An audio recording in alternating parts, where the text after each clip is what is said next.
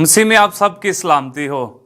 ये लिखा है कि 25 असबाग की इस सीरीज में आज हम आपके साथ तीसरे सबक के साथ हैं। उम्मीद करता हूं आपने गुज़िश्ता पैगामात से असबाग से बरकत पाई। आज तीसरा सबक, मुसाइब का मसला, खुदा दुख की इजाजत क्यों देता है। अगस्त 1998 में कीनिया के शहर नैरोबी में एक अमरीकी सफारत खाने में बम धमाका हुआ। उसमें 200 से जायद अफराद जो हैं वो हलाक हो गए, 4000 से जायद जख्मी हुए। छुट्टियां गुजारने के लिए अफ्रीका जाने वाले एक जोड़े ने बम धमाके के मकाम को देखा। वहां उन्होंने लातादाद लाशों के साथ एक तबाहशुदा गाड़ी भी देखी। तमाम मुसाफिर मर चुके थे। तबाहशुदा गाड़ी की विंडशील्ड पर ये अल्फाज कुछ लिखे हुए थे। वो अल्फाज क्या थे? खुदा मोहब्बत है। हम अक्सर अपने आप से यह सवाल पूछते हैं, आखिर खुदा गुनाह, दुख और तकलीफ की इजाजत क्यों देता है। इस सवाल का जवाब देने के लिए हमें पहले वाज़ेह तौर पर समझना चाहिए कि खुदा कौन है। लिखा है, जो मोहब्बत नहीं रखता वो खुदा को नहीं जानता, क्योंकि खुदा मोहब्बत है। खुदा दुनिया और हमसे बहुत मोहब्बत करता है। खुदा खुद मोहब्बत है। जब हम मसाइब के मसले के बारे में सोचते हैं तो सबसे पहली और सबसे वाज़ेह चीज जो हमें समझनी चाहिए वो ये है कि खुदा मोहब्बत है। लेकिन इस दुनिया की हालत हमारे खुदा के दिल से जो है वो बिल्कुल मुतसादम है। जब लाकानूनियत फैलती जाती है तो दुनिया में बेचैनी बढ़ जाती है। दुनिया जंगों और लाकानूनियत से टूट फूट का शिकार है। हम मुख्तलिफ कुदरती आफात और बीमारियों की वजह से संगीन समाजी मसाइल का शिकार हैं। अमरीकी महकमा इंसाफ के अदाद शुमार के मुताबिक हर साल 500 से जायद बच्चे और तकरीबन 15,000 अफराद को कत्ल किया जाता है। हमारी दुनिया हकीकत में बुराई और मसाइब से भरी पड़ी है। ये दुनिया बीमार है। ये एक नाकाबिले तरदीद हकीकत है। लिहाजा हम मदद नहीं कर सकते, लेकिन एक अहम सवाल पूछ तो सकते हैं, क्या खुदा इस बुराई और मुसीबत का जिम्मेदार है? चूंकि कलाम में लिखा है, नौकरों ने आकर घर के मालिक से कहा, आए खुदावन, क्या तूने अपने खेत में अच्छा बीज ना बोया था? इसमें कड़वे दाने कहां से आ गए? उसने उनसे कहा, यह किसी दुश्मन का काम है। नौकरों ने उससे कहा, तो क्या तू चाहता है कि हम जाकर उनको जमा करें? यहां यसु ने एक किसान की मिसाल सुनाई जिसने अपने खेत में अच्छा बीज बोया। उस खेत में अच्छे और कड़वे बीज एक साथ उग रहे थे। तो उन कड़वे बीजों का जिम्मेदार कौन है? यानी दुश्मन। इसका मतलब यह है कि इब्लीस दुनिया में बुराई का जिम्मेदार है। हम अक्सर दर्द और तकलीफों और दुनिया की नाइंसाफी जिनका हम तजर्बा करते हैं, खुदा को मोर्द इल्जाम ठहराते हैं। ताहम अहम नुक्ता यह है कि इस दुनिया में बुराई की इब्तिदा इब्लीस से हुई, क्योंकि लिखा है, बस आए आसमानों और उनके रहने वालों, खुशी मनाओ, आए खुशकी और तरी तुम पर अफसोस, क्योंकि इब्लीस बड़े कहर में तुम्हारे पास उतर कर आया है। इसलिए कि वो जानता है कि मेरा थोड़ा सा वक्त बाकी है। इब्लीस साफ जानता है कि इस दुनिया का खात्मा जो है वो बिल्कुल करीब है। इसलिए उसे इस दुनिया में दुखों को मजीद बढ़ाने में कुछ तो करना है। इसीलिए लिखा है, और अज़दहा को औरत पर गुस्सा आया और उसकी बाकी औलाद से जो खुदा के हुक्मों पर अमल करती और यसु की गवाही देने पर कायम है, लड़ने को गया। बाइबल की इस पेशनगोई में औरत कलीसिया की अलामत है। आखिरी वक्त में इब्लीस खास तौर पर अपने खास गजब और नफरत के साथ खुदा में वफादार लोगों को यानी कलीसिया को निशाना बनाएगा। आप सोचें, अगर हम इब्लीस की जगह होते तो हम किस पर हमला करते? यकीनन हम कलीसिया पर हमला करते। कलीसिया के अंदर वफादार लोगों को और सताने की कोशिश करते। वफादार और खुदा में कायम लोग इब्लीस का बुनियादी हदफ हैं। लिहाजा मुसीबतें मसीहियों को दरपेश हैं। अब इब्लीस जो हमें ये तमाम तकलीफें पहुंचाता है, कैसे वजूद में आया? तो लिखा है, तो अपनी पैदाइश ही के रोज से अपनी राह और रस्म में कामल था। जब तक कि तुझ में न रास्ती न पाई गई। खुदा ने इब्लीस को पैदा नहीं किया। इब्लीस असल में कामल था, वो खूबसूरत फरिश्ता, वो लूसीफर पैदा हुआ था, जिसे हम सुबह का रोशन सितारा, मॉर्निंग स्टार भी कहते हैं। ताहम लूसीफर ने खुदा को धोखा दिया और उसकी मुखालफत की, उससे मुंह मोड़ने का इंतखाब किया। अब आप पर एक सवाल छोड़ता हूं, जैसा कि खुदा के बंदा ने भी अपने लोगों से एक सवाल किया कि अगर खुदावन की परस्तिश तुमको बुरी महसूस होती है तो आज ही तुम उसे जिसकी परस्तिश करते हो चुन लो।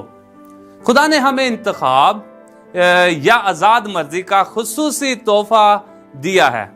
इंसान ये इंतखाब करने में आजाद हैं कि खुदा की इबादत करनी है या नहीं। खुदा ने हमें रोबोट के तौर पर नहीं बनाया जो मैकेनिकली हुक्मों का जवाब देते हैं। फरिश्तों को भी यही तोहफा दिया गया था, लिहाजा गुनाह करना खुदा का फैसला नहीं था। लेकिन लूसीफर का, आदम और हवा का गुनाह भी उनका अपना इंतखाब था। हम गुनाह का इंतखाब कर सकते हैं या खुदा का इंतखाब कर सकते हैं। फिर भी ऐसा करने में खुदा ने तख्लीक की बगावत का बोझ अपने कंधों पर लिया और खुदा ने सलीब पर इंसानियत की बगावत की कीमत को अदा किया। लिहाजा जिसने गुनाह से सबसे ज्यादा तकलीफ उठाई वो खुद खुदा है। और लिखा है, आए सुबह के रोशन सितारे, तू क्यों कर आसमान से गिर पड़ा, आए कौमों को पस्त करने वाले, तो क्यों कर जमीन पर पटका गया। तो अपने दिल में कहता था कि मैं आसमान पर चढ़ जाऊंगा और मैं अपने तख्त को खुदा के सितारों से भी ऊंचा करूंगा और मैं शिमाली अतराफ में जमात के पहाड़ पर बैठूंगा, मैं बादलों से भी ऊपर चढ़ जाऊंगा, मैं खुदा ताला की मानद होऊंगा।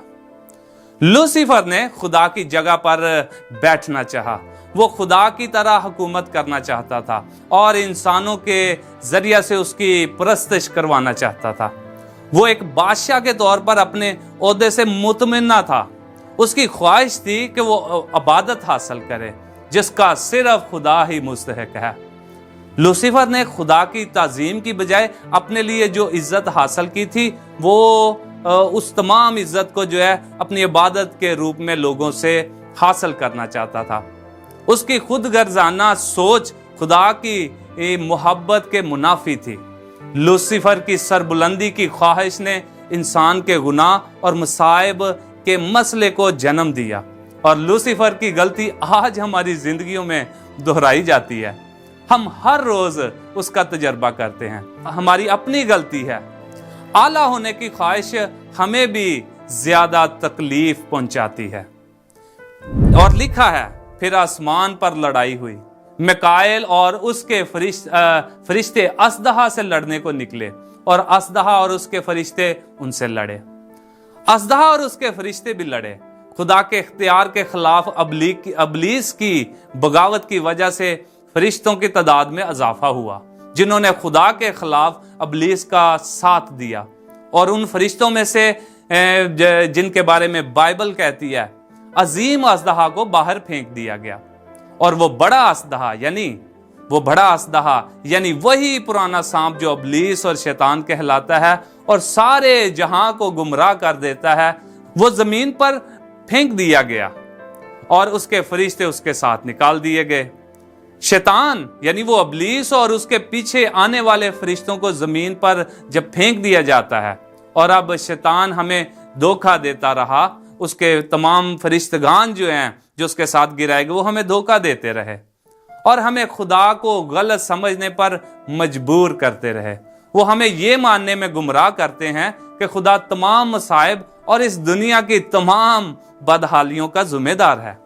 वो हमें धोखा दे रहा है। ताहम यसु इस जमीन पर आया और हमें उसने खुद दिखाया कि खुदा कैसा है।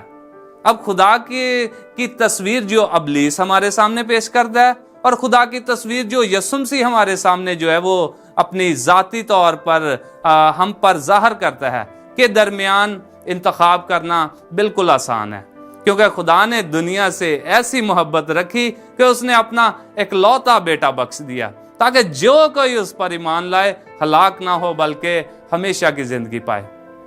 खुदा ने यसु मसीह को इस जमीन पर भेजा और उसे हमारे लिए सलीब पर चढ़ाया। यसु मसीह ने मेरे गुनाह की कीमत अदा की। उसने तमाम मसाइब और हमारे गलत इंतखाब की कीमत को अदा किया। उसने अब इंसानियत के गुनाह को के जोर को जो है वो बहाल कर दिया और हमें अब्दी जिंदगी अता की। खुदा ने कभी भी गुनाह और मुसीबत के मसाइल को नजरअंदाज नहीं किया, बल्कि उसने गुनाह और तकलीफ की कीमत को अदा करते हुए एक अजीम कुर्बानी दी जिसे हम खुद कभी बर्दाश्त ना कर सकते थे। मसीह की कुर्बानी के जरिए हम उम्मीद रख सकते हैं। हम उसके वादा के मुताबिक एक नए आसमान और नई जमीन रास्तबाजी की जगह के मुंतजर हैं। सिर्फ सलीब पर यसु मसीह के कुर्बानी के जरिए हम उम्मीद रख सकते हैं और उसके वादा पर कि नया आसमान, नई जमीन, नई रास्तबाजी जो है वो एक दिन कायम होगी। खुदा ने वाज़ेह तौर पर वादा किया है कि वो दोबारा इस दुनिया को मुकम्मल और खूबसूरती के साथ बनाएगा।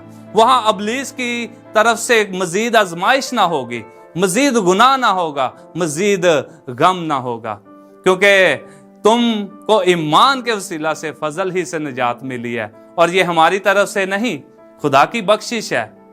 ये क्या कहता है कि खुदा ने एक हमें तोहफा दिया है। अच्छी खबर ये है कि निजात फजल से है। हम ईमान के जरिया से फजल को पकड़ सकते, फिर हम निजात और उस फजल के जरिए से निजात हासिल करते हैं जो कि हमारे लिए एक तोहफा है। क्या आप इस पेंटिंग का उन्वान जानते हैं? ये उम्मीद, इसका उन्वान जो है वो उम्मीद है। इस पेंटिंग से एक कमजोर नजर आने वाली औरत को इस जमीन पर अकेला बैठा दिखाया गया है। वो इस दुनिया में अकेला रह गई है। उसके चेहरे को गौर से देखें और आप देखेंगे कि उसकी आंखें पर्दे से ढकी हुई हैं। वो बिल्कुल नाबीना है, वो अंधेरे में है, वो अपने सामने कोई चीज नहीं देख सकती। उसके पास जूते नहीं हैं और वो एक घटिया कपड़ों में मलबूस है। उसके हाथ में एक छोटा सा बरबत है, लेकिन आप उसका वो जो पीपा है को करीब से देखें तो तमाम तार टूट चुके हैं। सिर्फ एक ही तार जो है वो रह गया है और औरत उस एक तार को बजाती है। वो तार उम्मीद की तार है। फनकार जो है, इसको बनाने वाला फ्रेड वाट्स ने इस पेंटिंग का नाम इस आखिरी बाकी तार के नाम पर उम्मीद रखा।